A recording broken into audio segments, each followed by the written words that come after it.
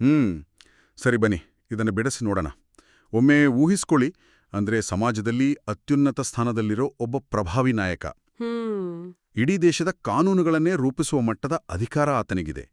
ಆದರೆ ಆತ ಮಧ್ಯರಾತ್ರಿಯಲ್ಲಿ ತನ್ನ ಮುಖನ ಬಟ್ಟೆಯಿಂದ ಮುಚ್ಚಿಕೊಂಡು ಕತ್ತಲೆಯಲ್ಲಿ ಯಾರಿಗೂ ಕಾಣದ ಹಾಗೆ ಒಬ್ಬ 30 ವರ್ಷದ ಯುವ ಬೋಧಕನನ್ನ ಭೇಟಿಯಾಗೋಕೆ ಹೋಗ್ತಿದ್ದಾನೆ. ಹೌದು, ಇದು ಯಾವುದೋ ಸಿನಿಮಾದ ದೃಶ್ಯ ಖಂಡಿತ ಅಲ್ಲ. ಇತಿಹಾಸದಲ್ಲಿ ದಾಖಲಾಗಿರೋ ಅತ್ಯಂತ ಪ್ರಸಿದ್ಧ ಭೇಟಿಗಳಲ್ಲಿ ಇದು ಒಂದು ಅಂತಾನೆ ಹೇಳ್ಬೋದು. ನಿಜ. ಆ ಕತ್ತಲೆಯ ನಡುಗೆಯ ಹಿಂದೆ ಅಪಾರವಾದ ಭಯ, ಮುಜುಗರ ಮತ್ತೆ ಅಷ್ಟೇ ತೀವ್ರವಾದ ಕುತೂಹಲ ಕೂಡ ಅಡಗಿತ್ತಲ್ವಾ? ಖಂಡಿತ. ಸಮಾಜದಲ್ಲಿ ತಾನು ಕಟ್ಕೊಂಡಿರೋ ಆ ಪ್ರತಿಷ್ಠೆ ಎಲ್ಲೇ ಮಣ್ಣುಪಾಲಾಗುತ್ತೋ ಅನ್ನೋ ಆತಂಕ ಆತನಿಗಿತ್ತು. ಹೌದು.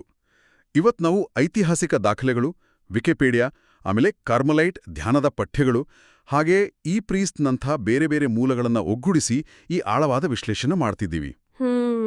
ಜಾನ್ ಬರೆದ ಸುವಾರ್ತೆದ 3ನೇ ಅಧ್ಯಾಯದಲ್ಲಿ ಬರೋ ಈ ಘಟನೆಯ ಅಂತರಾಳವನ್ನ ನಾವಿಂದು ಕೆದಕಿ ನೋಡ್ತಿದ್ದೀವಿ. ಕರೆಕ್ಟ್.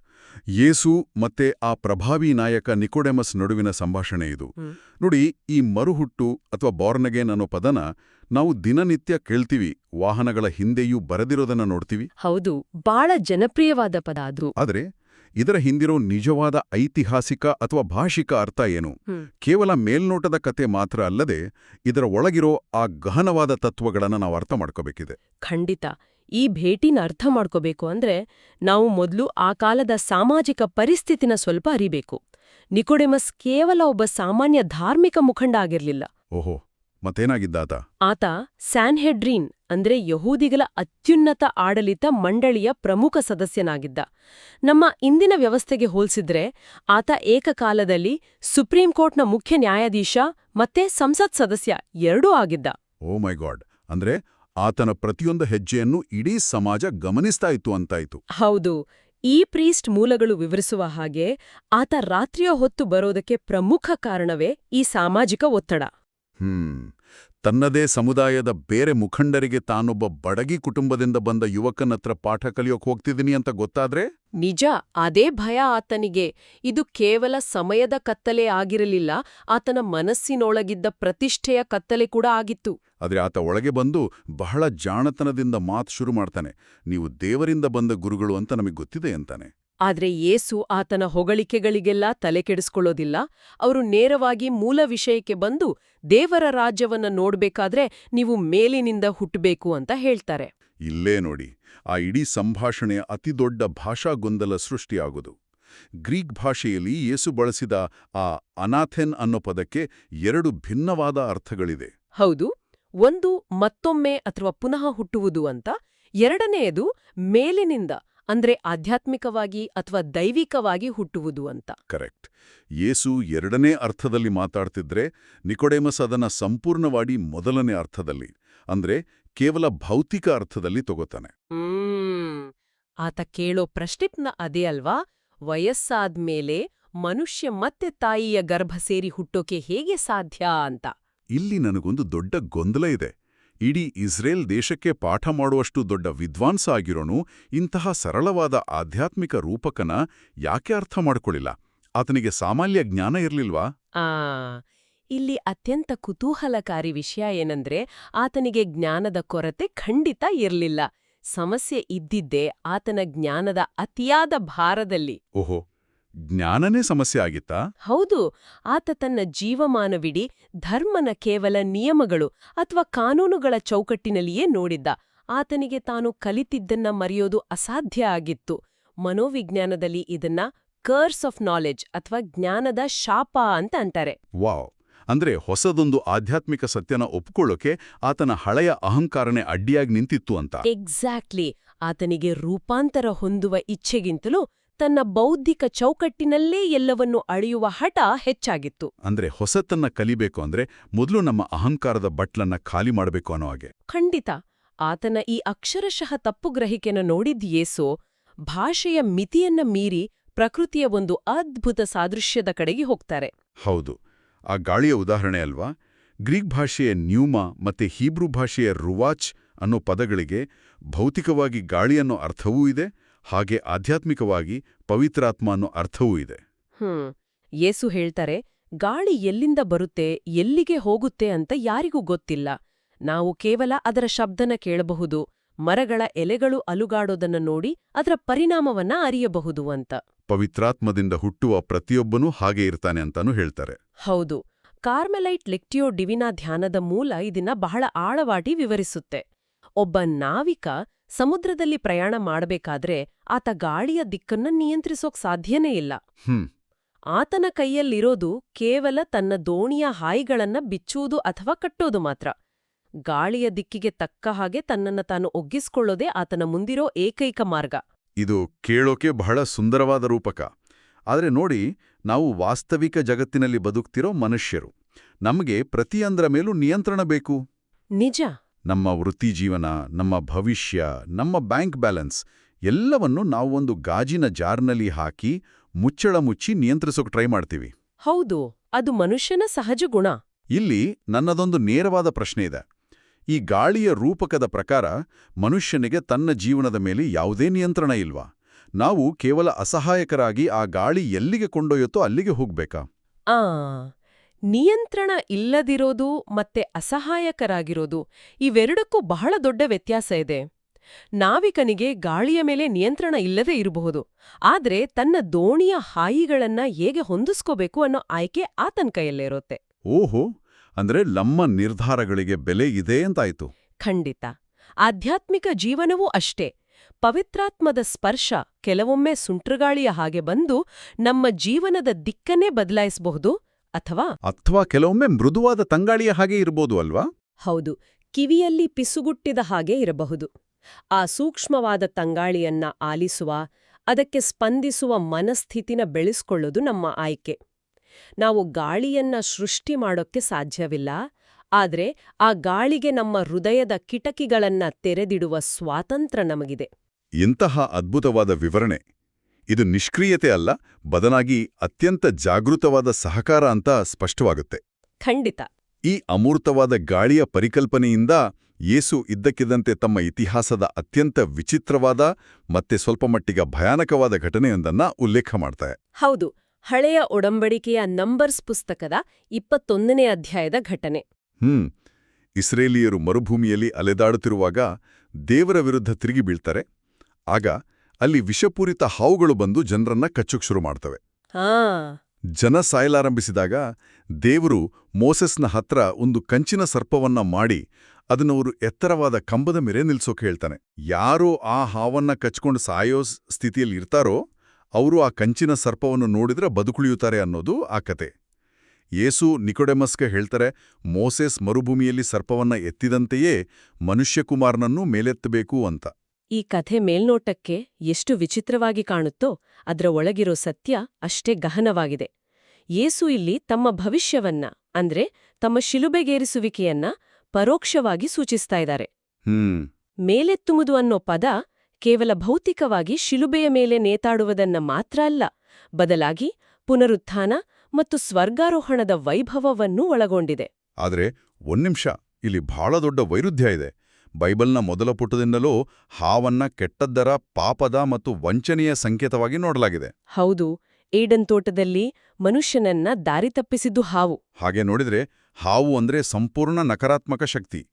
ಅಂತಹ ಪರಮ ಕೆಟ್ಟ ಸಂಕೇತಕ್ಕೆ ಲೋಕವನ್ನ ರಕ್ಷಿಸಲು ಬಂದ ಯೇಸುವನ್ನ ಯಾಕೆ ಹೋಲಿಸಲಾಗಿದೆ? ದೇವಕುಮಾರನನ್ನ ಹಾವಿಗೆ ಹೋಲಿಸೋದು ಒಂದ್ ರೀತಿಯಲ್ಲಿ ಅಪವಿತ್ರಗೊಳಿಸಿದ ಹಾಗೆ ಅನ್ಸಲ್ವಾ? ಇಫ್ ವಿ ಕನೆಕ್ಟ್ ದಿಸ್, ಅಂದ್ರೆ ಈ ಪ್ರಶ್ನೆನೇ ಆ ಇಡೀ ಘಟನೆಯ ಹಿಂದಿರೋ ಅತಿ ದೊಡ್ಡ ಮನೋವೈಜ್ಞಾನಿಕ ರಹಸ್ಯವನ್ನ ಬಿಡಿಸುತ್ತೆ. ಒಮ್ಮೆ ಯೋಚನೆ ಮಾಡಿ, ಮರುಭೂಮಿಯಲ್ಲಿ ಜನರನ್ನ ಕಚ್ಚಿಕೊಲ್ಲುತ್ತಿದ್ದದ್ದು ಅದೇ ಹಾವುಗಳು. ನಿಜ. ಆದ್ರೆ ದೇವರು ಅವರಿಗೆ ಬೇರೊಂದು ಔಷಧಿಯನ್ನ ನೀಡ್ಲಿಲ್ಲ. ಬದಲಿಗೆ ಅವರನ್ನ ಕೊಲ್ಲುತ್ತಿದ್ದ ಅದೇ ಹಾವಿನ ಪ್ರತಿರೂಪವನ್ನ ಮಾಡಿ ಎತ್ತರದಲ್ಲಿ ನಿಲ್ಲಿಸಿದ. ಓಹೋ. ಇದರರ್ಥ ನಾವು ನಮ್ಮ ಪಾಪವನ್ನ, ನಮ್ಮ ಅಹಂಕಾರವನ್ನ ಕಣ್ಣು ತೆರೆದು ಎದುರಿಸ್ಬೇಕು ಅಂತ. ಪಾಪದ ಪರಿಣಾಮವನ್ನೇ ದೇವರು ಇಲ್ಲಿ ಗುಣಪಡಿಸುವ ಸಾಧನವಾಗಿ ಪರಿವರ್ತನೆ ಮಾಡ್ತಾನೆ. ವಾವ್! ಅಂದ್ರೆ ರೋಗದ ಮೂಲವನ್ನೇ ಔಷಧಿಯಾಗಿ ಪರಿವರ್ತಿಸುವ ವಿಜ್ಞಾನದ ಲಸಿಕೆ ಅಥವಾ ವ್ಯಾಕ್ಸಿನ್ ತರಹ ಅಲ್ವಾ? ಹೌದು, ಬಹುತೇಕ ಅದೇ ತತ್ವ. ಶಿಲುಬೆಯ ಮೇಲಿನ ಯೇಸು ಆ ಪರಿವರ್ತನೆಯ ಅಂತಿಮ ರೂಪ. ಮನುಕುಲದ ಸಮಸ್ತ ಪಾಪ ಮತ್ತೆ ಮರಣದ ಸಂಕೇತವನ್ನ ಯೇಸು ತಮ್ಮ ಮೇಲೆ ತೆಗೆದುಕೊಂಡು ಪಾಪವನ್ನ ಸೋಲಿಸಿದರು. ಸೀಕ್ರೆಟ್ ಸ್ಪೇಸ್ ಮೂಲ ಇದನ್ನ ಬಹಳ ಮಾರ್ಮಿಕವಾಗಿ ವಿವರಿಸುತ್ತೆ. ಯೇಸುವಿನ ಪಾಲಿಗೆ ಶಿಲುಬೆ ಅನ್ನೋದು ಕೇವಲ ಹಿಂಸೆ ಅವಮಾನದ ಸಂಕೇತವಾಗಿ ಉಳಿಯಲಿಲ್ಲ, ಅದು ಪ್ರೀತಿಯ ಸಿಂಹಾಸನವಾಗಿ ಬದಲಾಯಿತು ಅಂತ. ಖಂಡಿತ. ಮರುಭೂಮಿಯಲ್ಲಿ ಜನರು ಕಂಚಿನ ಸರ್ಪವನ್ನ ನೋಡಿದಾಗ ಅದು ಕೇವಲ ಕಣ್ಣಿನಿಂದ ನೋಡಿದ್ದಲ್ಲ, ಅದು ತಮ್ಮ ಅಹಂಕಾರವನ್ನ ಬಿಟ್ಟು ದೇವರ ಕರುಣೆಗೆ ಶರಣಾಗುವ ವಿಶ್ವಾಸದ ನೋಟ ಆಗಿತ್ತು.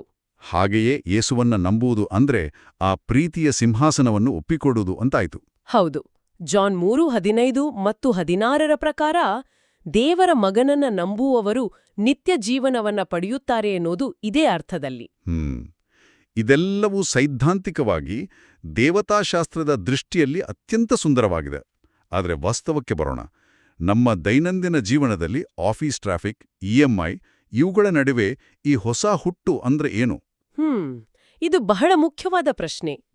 ಈ ಪ್ರೀಸ್ಟ್ ಮೂಲ ಬಹಳ ಕಟುವಾದ ಪ್ರಶ್ನೆಯೊಂದನ್ನು ನಮ್ಮ ಮುಂದಿಡುತ್ತೆ. ನಾವು ಪ್ರಾಯೋಗಿಕ ಭೂತವಾದಿಗಳು ಅಥವಾ ಪ್ರಾಕ್ಟಿಕಲ್ ಮೆಟೀರಿಯಲಿಸ್ಟ್ ಆಗಿದ್ದೀವಾ ಅಂತ. ಅಂದ್ರೆ ಭಾನುವಾರ ಮಾತ್ರ ದೇವರ ಬಗ್ಗೆ ಮಾತಾಡಿ ಉಳಿದ 6 ದಿನ ಸಂಪೂರ್ಣವಾಗಿ ಲೌಕಿಕ ಜಗತ್ತಿನ ಹಣ, ಅಧಿಕಾರದ ಹಿಂದೆಯೇ ಬಿದ್ದು ಆಧ್ಯಾತ್ಮವನ್ನ ಮರಿತಿದ್ದೀವಾ ಅಂತಲ್ವಾ? ಹೌದು, ಖಂಡಿತ. ಪ್ರೌಲ್ ಅವರು ಮರುಹುಟ್ಟು ಅನ್ನೋದಕ್ಕೆ ಕೊಡೋ ವಿವರಣೆ ನಮ್ಮ ಕಣ್ಣು ತೆರೆಸುತ್ತೆ. ಅವರೇನ್ ಹೇಳ್ತಾರೆ? ಹೊಸದಾಗಿ ಹುಟ್ಟುವುದು ಅಂದ್ರೆ ಕೇವಲ ಹಳೆಯ ಕೆಟ್ಟ ಚಟಗಳನ್ನ ಬಿಟ್ಟು ಒಳ್ಳೆಯ ಕೆಲಸಗಳನ್ನ ಮಾಡೋದಷ್ಟೇ ಅಲ್ಲ, ಇದು ನಿಯಮಗಳ ಪಾಲನೆಯೂ ಅಲ್ಲ. ಬದಲಾಗಿ ಅದು ನಮ್ಮ ಆಸೆಗಳ ಮತ್ತೆ ಹೃದಯದ ಒಲವಿನ ಸಂಪೂರ್ಣ ಬದಲಾವಣೆ. ಓಹೋ, ಅಂದ್ರೆ ಕತ್ತಲೆಯನ್ನು ಪ್ರೀತಿಸುತ್ತಿದ್ದ ಮನಸ್ಸು ಸಹಜವಾಗಿಯೇ ಬೆಳಕಿನ ಕಡೆಗೆ ಆಕರ್ಷಿತವಾಗುವುದು ಅಂತನಾ? ಹೌದು, ನಮ್ಮ ಒಳಗಿನ ಆದ್ಯತೆಗಳು ಸಂಪೂರ್ಣವಾಗಿ ಬದಲಾಗುವುದು. ವಾಸ್ತವದಲ್ಲಿ ಇದು ಹೇಗಿರುತ್ತೆ ಅನ್ನೋದಕ್ಕೆ ಇತಿಹಾಸದಲ್ಲಿ ಒಂದು ಸ್ಪಷ್ಟ ಉದಾಹರಣೆ ಇದೆ. ಅಪೊಸ್ತಲರ ಕೃತ್ಯಗಳು ಅಂದ್ರೆ ಆಕ್ಟ್ಸ್ ಆಫ್ ದಿ ಅಪೋಸಲ್ಸ್ನ 4ನೇ ಅಧ್ಯಾಯದಲ್ಲಿ ಆರಂಭಿಕ ಕ್ರಿಶ್ಚಿಯನ್ನರ ಜೀವನ ಶೈಲಿನ ವಿವರಿಸಲಾಗಿದೆ. ಅವರಲ್ಲಿ ಆದ ಬದಲಾವಣೆ ಎಂಥದ್ದು ಅಂದ್ರೆ ಅವರೆಲ್ಲರೂ ಒಂದೇ ಮನಸ್ಸು ಮತ್ತೆ ಹೃದಯವನ್ನ ಹೊಂದಿದ್ರು. ಯಾರೂ ತಮ್ಮ ಆಸ್ತಿಯನ್ನ ನನ್ನದು ಅಂತ ಹೇಳಿಕೊಳ್ಳುತ್ತಿರ್ಲಿಲ್ವಂತೆ. ಅವರು ತಮ್ಮ ಭೂಮಿ, ಮನೆಗಳನ್ನು ಮಾರಿ ಬಂದ ಹಣವನ್ನ ತಂದು ಅಪೊಸ್ತಲರ ಪಾದದ ಬಳಿ ಇಡ್ತಾ ಇದ್ರು. ಇಡೀ ಸಮುದಾಯದಲ್ಲಿ ಯಾರಿಗೂ ಯಾವ ಕೊರತೆಯೂ ಇರಲಿಲ್ಲ. ಹೌದು. ಆದ್ರೆ ವಾಸ್ತವಿಕ ನೆಲೆಗಟ್ಟಿನಲ್ಲಿ ನಿಂತು ನಾನು ಕೇಳಲೇಬೇಕಾದ ಪ್ರಶ್ನೆ ಇದು. ಇಂದಿನ ಕಾಂಕ್ರೀಟ್ ಜಗತ್ತಿನಲ್ಲಿ ಭದ್ರತೆಗಾಗಿ ಹಗಲಿರುಳು ದುಡಿಯುವ ಕಾಲದಲ್ಲಿ ಯಾರಾದರೂ ತಮ್ಮ ಕಷ್ಟಪಟ್ಟು ಕಟ್ಟಿದ ಮನೆ ಜಮೀನು ಮಾರಿ ಚರ್ಚ್ಗೋ ಅಥವಾ ಸಮುದಾಯಕ್ಕೋ ಕೊಡೋಕ್ ಸಾಧ್ಯನಾ? ಯಾರಿಗಾದ್ರೂ ಹಾಗೆ ಮಾಡೋಕ್ ಹೇಳಿದ್ರೆ ಇಂದಿನ ಸಮಾಜ ಅವರನ್ನ ಹುಚ್ಚರನ್ನಲ್ವಾ? ಇದು ಇಂದಿನ ಜಗತ್ತಿಗೆ ಸಂಪೂರ್ಣ ಅಪ್ರಾಯೋಗಿಕ ಕನಸು ಅನ್ಸಲ್ವಾ? ಮೇಲ್ನೋಟಕ್ಕೆ ಮತ್ತೆ ಕೇವಲ ಆರ್ಥಿಕ ದೃಷ್ಟಿಕೋನದಿಂದ ನೋಡಿದ್ರೆ ಅದು ಖಂಡಿತ ಹುಚ್ಚುತನದಂತೆಯೇ ಕಾಣುತ್ತೆ. ಆದ್ರೆ ಆ ಆರಂಭಿಕ ಕ್ರಿಶ್ಚಿಯನ್ನರು ಹೊಸ ಆರ್ಥಿಕ ವ್ಯವಸ್ಥೆಯನ್ನ ಅಥವಾ ಕಮ್ಯುನಿಸಂ ಹುಟ್ಟಾಕ್ತಾ ಇರ್ಲಿಲ್ಲ. ಹಾಗಾದ್ರೆ ಅಲ್ಲಿ ಬದಲಾಗಿದ್ದೇನೋ? ಅಲ್ಲಿ ಬದಲಾಗಿದ್ದು ಅವರ ಆಂತರಿಕ ದೃಷ್ಟಿಕೋನ. ಒಮ್ಮೆ ಯೋಚನೆ ಮಾಡಿ, ನಿಮ್ಮ ಸ್ವಂತ ಮಗುವಿಗೆ ಅಥವಾ ಅಣ್ಣ ತಮ್ಮನಿಗೆ ಮಾರಣಾಂತಿಕ ಕಾಯಿಲೆ ಬಂದ್ರೆ ಅವರ ಆಸ್ಪತ್ರೆಯ ಖರ್ಚಿಗಾಗಿ ನೀವು ನಿಮ್ಮ ಆಸ್ತಿನ ಮಾರಲ್ವಾ? ಖಂಡಿತ ಮಾರ್ತೀವಿ. ಯಾಕಂದ್ರೆ ಅದು ನಮ್ಮ ಕುಟುಂಬ, ನಮ್ಮ ರಕ್ತದ ಸಂಬಂಧ. ಎಕ್ಸಾಕ್ಟ್ಲಿ.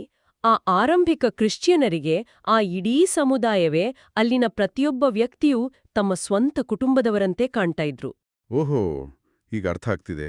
ರಕ್ತ ಸಂಬಂಧದ ಎಲ್ಲೆಗಳನ್ನ ಮೀರಿ ಬೇರೆಯವರ ಕಷ್ಟವನ್ನ ತನ್ನದೇ ಕಷ್ಟ ಅಂತ ಭಾವಿಸುವ ಆ ಮನಸ್ಥಿತಿಯ ಬದಲಾವಣೆ ಇದೆಯಲ್ಲ, ಅದುವೇ ನಿಜವಾದ ಹೊಸ ಹುಟ್ಟು. ನಾನು ಮತ್ತೆ ನನ್ನದು ಅನ್ನೋ ಸಣ್ಣ ಗೂಡಿನಿಂದ ಹೊರಬಂದು ನಾವು ಮತ್ತೆ ನಮ್ಮದು ಅನ್ನೋ ವಿಶಾಲ ಪ್ರಜ್ಞೆಗೆ ಬೆಳೆಯೋದು. ವಾಹ್! ನಾವು ಇವತ್ತು ಆಸ್ತಿ ಮಾರದೇ ಇರ್ಬೋದು, ಆದರೆ ನಮ್ಮ ಸ್ವಾರ್ಥವನ್ನ ಮಾರಿ ನಮ್ಮ ಸಮಯವನ್ನ, ಪ್ರೀತಿಯನ್ನ ಅಗತ್ಯವಿರುವವರ ಜೊತೆ ಹಂಚಿಕೊಳ್ಳುವ ಆ ಉದಾರತೆ ಇಂದಿಗೂ ಪ್ರಾಯೋಗಿಕವೇ ಆಗಿದೆ. ಅದು ಮನಸ್ಸಿನ ಪರಿವರ್ತನೆ ಹೊರತು ಆರ್ಥಿಕ ವಹಿವಾಟಲ್ಲ. ಹೌದು, ಖಂಡಿತ. ಒಟ್ಟಾರೆಯಾಗಿ ನಾವು ಇವತ್ತಿನ ಈ ಚರ್ಚೆಯಲ್ಲಿ ಸಾಕಷ್ಟು ವಿಷಯಗಳ ಆಳಕ್ಕೆ ಇಳಿದಿದ್ದೀವಿ. ಅಹಂಕಾರದ ಜೈಲಿನಲ್ಲಿ ಬಂದಿಯಾಗಿದ್ದ ನಿಕೋಡಮಸ್ನ ಅಕ್ಷರಶಃ ತಪ್ಪು ಗ್ರಹಿಕೆಯಿಂದ ಸಂಭಾಷಣೆ ಶುರುವಾಯಿತು. ಅಲ್ಲಿಂದ ಗಾಳಿಯಂತೆ ನಿಯಂತ್ರಿಸಲಾಗದ, ಆದ್ರೆ ನಮ್ಮ ಸಹಕಾರವನ್ನ ಬೇಡುವ ಪವಿತ್ರಾತ್ಮನ ಪರಿಕಲ್ಪನೆ ಬಗ್ಗೆ ನೋಡಿದ್ವಿ. ಹೌದು.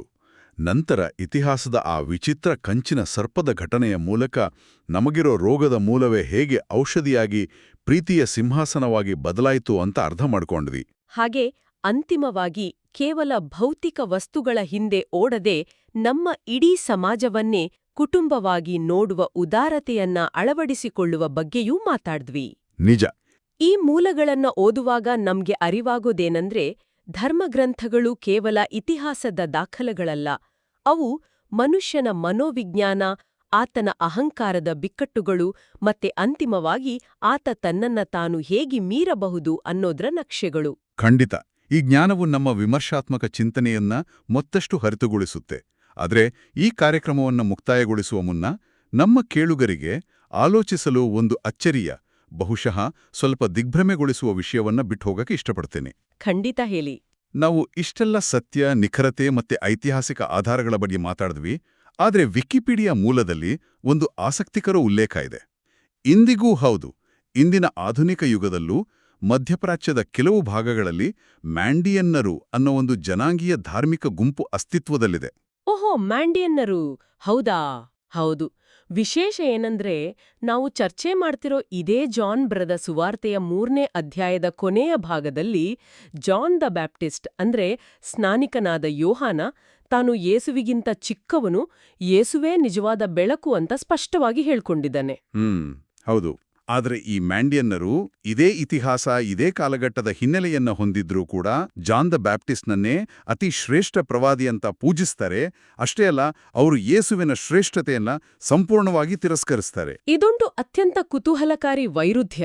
ಒಂದೇ ಐತಿಹಾಸಿಕ ಭೂಮಿಕೆ, ಒಂದೇ ರೀತಿಯ ದಾಖಲೆಗಳು ಲಭ್ಯವಿದ್ರೂ ಎರಡು ವಿಭಿನ್ನ ಸಮುದಾಯಗಳು ಸತ್ಯವನ್ನ ಗ್ರಹಿಸುವ ರೀತಿ ಪರಸ್ಪರ ಸಂಪೂರ್ಣ ವಿರುದ್ಧವಾಗಿದೆ. ನಿಜ ಅಲ್ವಾ? ಇದು ಮನುಷ್ಯನ ನಂಬಿಕೆಗಳು ಎಷ್ಟು ಸಂಕೀರ್ಣವಾದವು ಅನ್ನೋದನ್ನ ಎತ್ತಿ ತೋರಿಸುತ್ತೆ. ಹೌದು.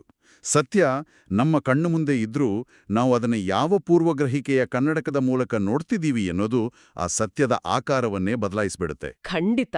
ನಾವು ಕಾರ್ಯಕ್ರಮದ ಆರಂಭದಲ್ಲಿ ನಿಕೋಡೆಮಸ್ನ ಜ್ಞಾನದ ಅಹಂಕಾರದ ಬಗ್ಗೆ ಮಾತಾಡಿದ್ವಿ. ಈ ಮ್ಯಾಂಡಿಯನ್ನರ ಉದಾಹರಣೆಯು ನಮಗದನ್ನೇ ನೆನಪಿಸುತ್ತೆ. ನಾವು ಸತ್ಯವನ್ನ ಹುಡುಕ್ತಿದೀವೋ ಅಥವಾ ನಮ್ಮ ನಂಬಿಕೆಗಳನ್ನೇ ಸತ್ಯ ಅಂತ ಸಾಬೀತುಪಡಿಸೋಕೆ ಆಧಾರಗಳನ್ನ ಹುಡುಕ್ತಿದೀವೋ? ಬಹಳ ಆಳವಾದ ಪ್ರಶ್ನೆ ಇದು. ಆ ಗಾಳಿಯ ದಿಕ್ಕನ್ನ ನಾವು ಹೇಗೆ ಅರ್ಥಿಸ್ಕೊಳ್ತೇವೆ ಅನ್ನೋದು ಸಂಪೂರ್ಣವಾಗಿ ನಮ್ಮ ಹೃದಯದ ಕಿಟಕಿಗಳನ್ನ ನಾವು ಎಷ್ಟು ಶುದ್ಧವಾಗಿ ಇಟ್ಕೊಂಡಿದೀವಿ ಅನ್ನೋದ್ರ ಮೇಲೆ ಅವಲಂಬಿತವಾಗಿರುತ್ತೆ. ಖಂಡಿತ. ಈ ಒಂದು ಆಳವಾದ ಪ್ರಶ್ನೆಯೊಂದಿಗೆ ಇಂದಿನ ನಮ್ಮ ಚರ್ಚೆಯನ್ನ ಇಲ್ಲಿಗೆ ವಿರಾಮಗೊಳಿಸೋಣ. ಆಲೋಚಿಸ್ತೀರಿ.